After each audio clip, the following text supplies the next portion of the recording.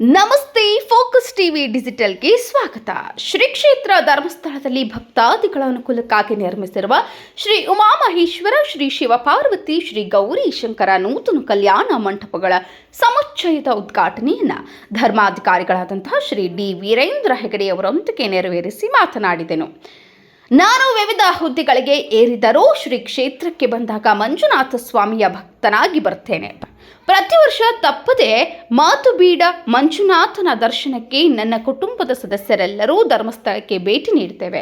ವೀರೇಂದ್ರ ಹೆಗಡೆಯವರು ಧಾರ್ಮಿಕ, ಶೈಕ್ಷಣಿಕ, ಆರೋಗ್ಯ ಮುಂತಾದ ಕ್ಷೇತ್ರಗಳಿಗೆ ಅನನ್ಯವಾದ ಕೊಡುಗೆಯನ್ನು ನೀಡಿದ್ದಾರೆ.